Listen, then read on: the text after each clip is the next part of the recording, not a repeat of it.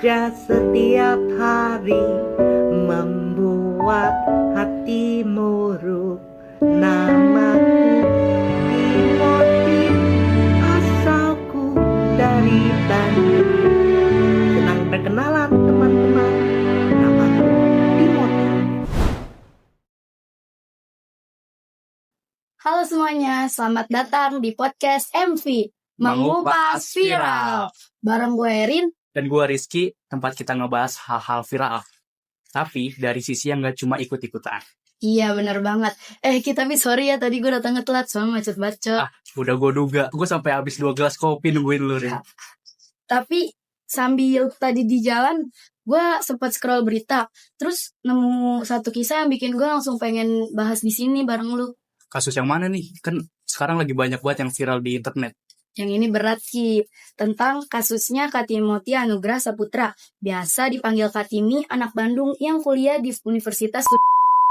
Lah, ini mah gue juga tahu, Rin. Yang kasusnya bikin heboh banget di medsos itu ya. Iya. Hari ini berarti kita bahas itu kan? Iya bener banget. Langsung aja sambil kita bahas ya teman-teman. Jadi Kak Timi ini mahasiswa semester 7 Sosiologi FISIP.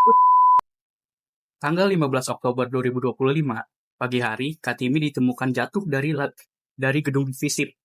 Dan yang benar, ini dikuatkan sama ibunya, jatuh dari lantai 4. Bukan lantai 2 kayak kabar awal. Terus saya pertama kali datang dibilang Timi jatuh dari lantai 2, gitu.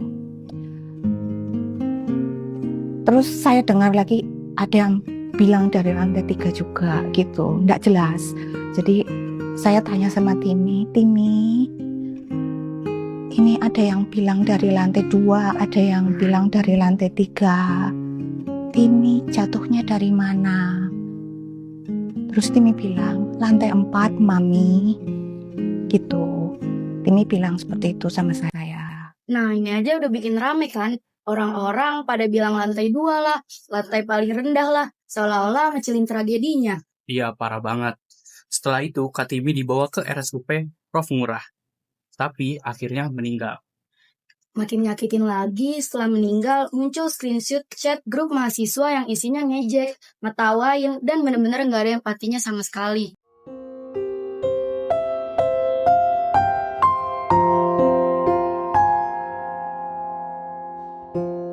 Ada yang bilang, nanggung banget, kok bunuh diri dari lantai 2. Ada juga yang nyebut, peti mahal banget, apalagi kargo pesawat 30 juta. Itu sih udah gak punya hati.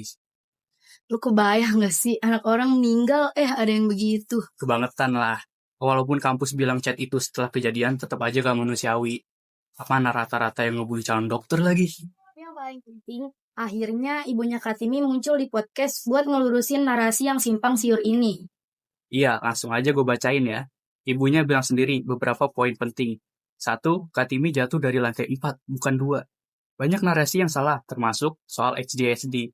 Dari kecil, Katimi cuma terlambat bicara. Tapi, udah tertangani, bukan gangguan mental berat kayak tuduhan orang-orang. Ibu Katimi bilang, orang-orang yang ngejek di grup chat itu dia maafkan. Bahkan, dia bilang, kalau perlu, para pembuli itu saya anggap seperti anak saya sendiri, karena Timi anak satu-satunya. Sama Vito, saya sampaikan hal yang sama. Tapi saya tambahkan, kamu saya kenai wajib lapor. Wajib apa? Iya, wajib lapor sama saya. Tante sudah tidak punya anak lagi. Jadi kamu sekarang harus jadi anak tante. Tante ingin lihat komitmen kamu untuk jadi orang yang lebih baik. Untuk kamu bawa spiritnya Timi ini, bagaimana dia selama ini menjalani hidupnya. Kemudian Tante ingin kalau kamu mengupdate mamamu, ternyata dia sudah tidak ada papanya. Jadi kalau kamu mengupdate mamamu, ingat kamu punya mama satu lagi ini yang perlu diupdate juga. Jadi kamu saya kenakan wajib lapor, kamu harus update Tante juga supaya Tante bisa lihat nanti ke depannya kamu ini menjalani hidupmu secara berbeda dengan lebih baik. Itu yang saya sampaikan sama Vito. Gila, gue merinding banget sih pas denger yang akhir itu. Seorang ibu kehilangan anak, tapi masih bisa ngomong selembut itu.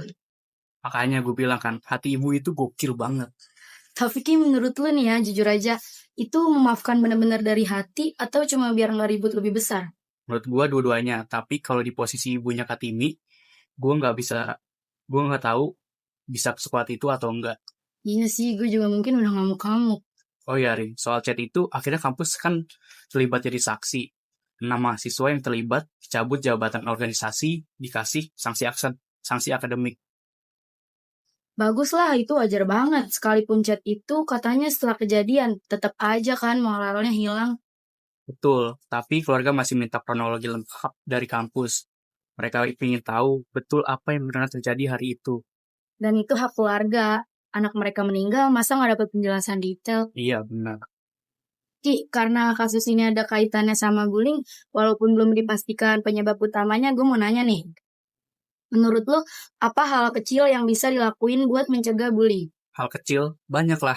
Dari mulai gak ikut-ikutan ngejek, speak up kalau ada yang kelewatan.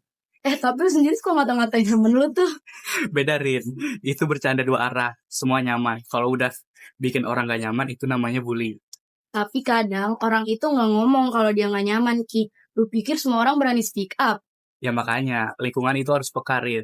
Jangan nunggu korban ngomong dulu. Nah itu, akhirnya lu ngerti juga. Kalau menurut gua, hal-hal kecil itu kayak dengerin temen, jangan ngegas duluan. Dan kalau ada yang diem, ya jangan malah diketawain. Iya, lu bener deh kali ini. Sekali ini, wah ngeselin. Intinya, kasus Kartini ini ngingetin kita semua kalau satu komentar iseng bisa nyakitin keluarga. Dan trauma bullying itu nggak main-main. Kita tunggu hasil transparansi dari kampus, biar keluarganya dapat jawaban lengkap, bukan asumsi. Gua salut sih sama Ibu Timothy, kuat banget. Iya, semoga nggak ada lagi deh korban kayak gini. Dari mulai kampus, sekolah, lingkungan, semuanya harus berubah. Kalau netizen, semoga lebih punya empati, jangan jadi jagoan keyboard. Setuju. Oke, itu aja dari kita. Gua Erin. Gua Rizky, sampai ketemu di MV. Mengupas viral.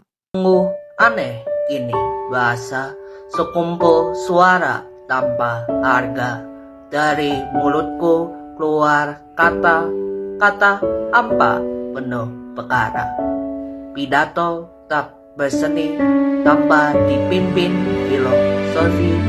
Boleh saja mencari arti sekalian mengejar matahari. Tiap saat huru hara selalu tapi mungkin apa mendiskusi ribuan solusi kapan datang.